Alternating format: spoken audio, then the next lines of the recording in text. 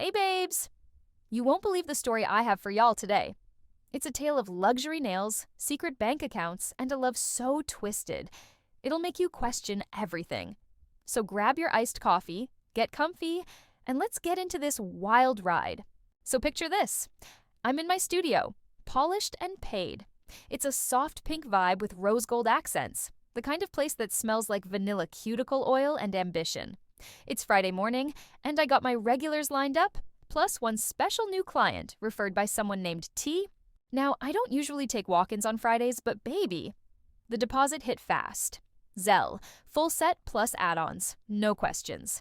She walked in wearing all white, clean, crisp Prada bag, told me her name was Carmen, mid-30s, quiet.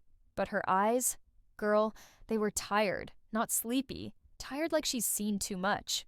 As I'm shaping her stilettos, she leans in and says, "You ever had a client confess something while you're doing their nails?"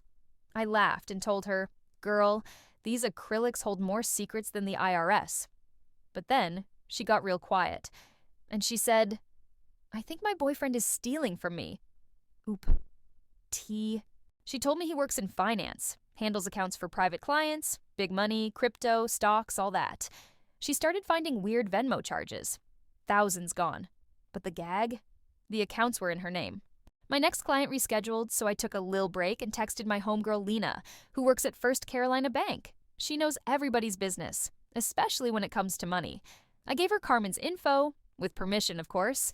Your girl ain't messy without consent. Lena hit me back with one line. "Why TF is her name attached to 6 different business accounts in Miami?"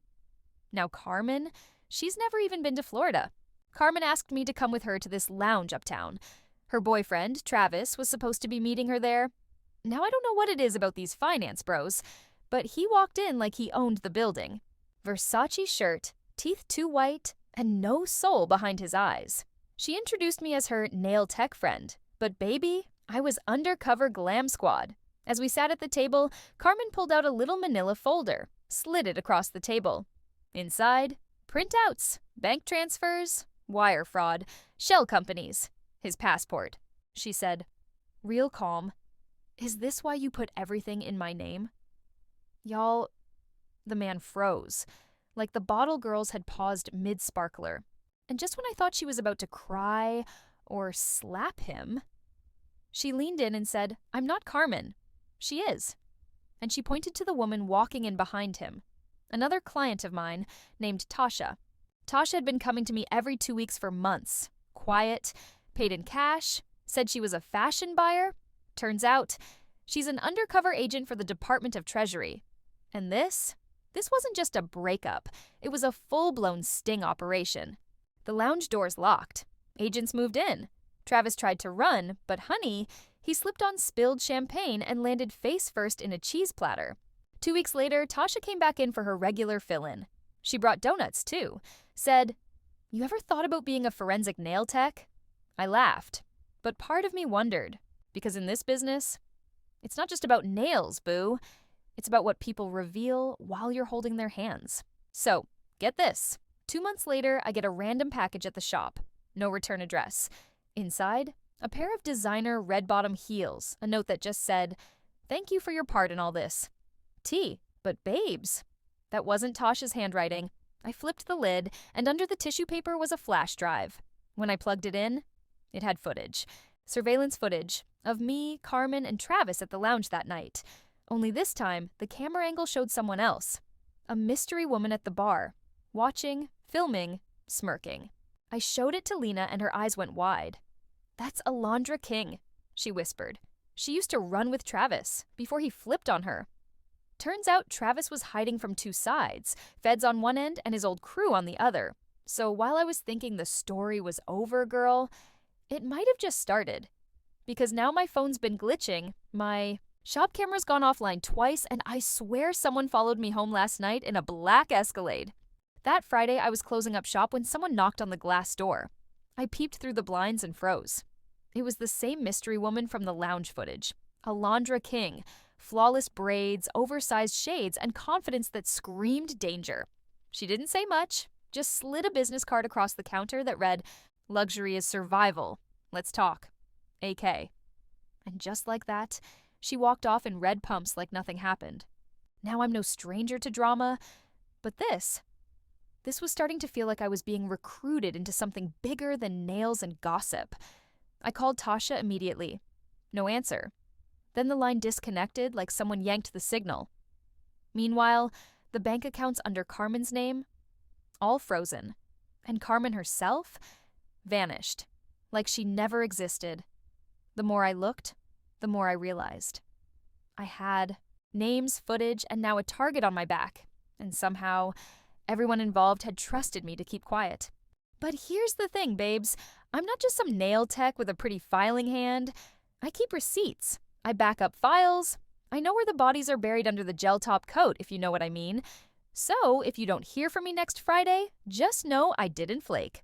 I was either recruited or erased. In this game of love, money, and manicures, some clients don't just leave with cute nails. They leave with secrets you never saw coming. Okay, babes. Here's where things got real scary. I was organizing supplies in the back when one of my acrylic containers tipped over. It hit the floor weird, too heavy to be just powder. I picked it up, unscrewed the bottom, and found a tiny metal key. Now listen, I know my back room like the back of my hand, but that key did not belong to anything I owned. After pacing for a good hour, I remembered the old mini safe I found under the sink when I first rented the studio. I never opened it, just thought it was a bolted-down decoration. Babes, the key fit perfectly. Inside was a stack of neatly folded letters and a burner phone. The letters were love notes, but not sweet ones. They were filled with codes, threats, and instructions, signed TK. Every letter had Carmen's name in it, along with mine. The burner phone already had my number saved in the contacts under Diamond Tips.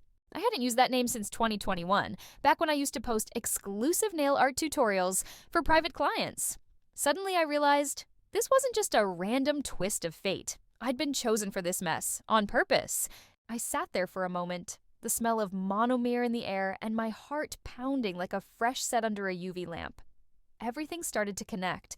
Tasha, Travis, Carmen, Alondra, and now me. This wasn't just a sting operation. This was a setup years in the making. And somehow, my little nail studio, it was the perfect front for laundering, surveillance, and keeping eyes off the real operation. But don't worry, babes. I got a plan. Because if they wanted a polished pawn, they picked the wrong nail tech. Stay tuned. Things are about to get glossy and dangerous. I was just about to close the shop when the bell over the front door chimed. Real soft, like someone didn't want to be noticed. In walked a tall man in a gray hoodie, sunglasses on even though the sun had dipped hours ago. He didn't say his name, just slid into my client chair like he'd been there before. "I need a fill-in," he said, lifting a hand with perfectly clean nails. But babes, here's the thing. On his ring finger was a gold band engraved with TK, yes, Travis King, and yet he wasn't the Travis I met that night at the lounge. This was someone else, someone with his name. Now I know I'm not crazy, but this man had the same eyes, same smirk, just colder. "Before you ask," he said, "the man you helped set up was my brother." Turns out, Travis King was actually Terrence King. The real Travis? Still out there, still playing puppeteer behind every twist I thought I had figured out. This fill-in was really a warning. He leaned forward, his voice calm. "Stay out of it, or next time it won't be a safe in your studio. It'll be a body bag."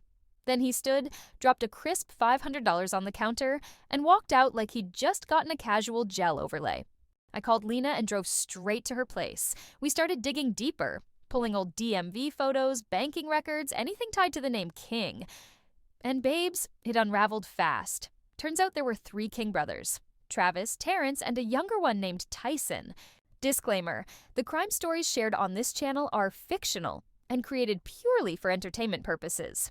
Viewer discretion is advised, as the themes may still include sensitive or suspenseful content. Watch as I bring you thrilling tales well. Thanks for watching.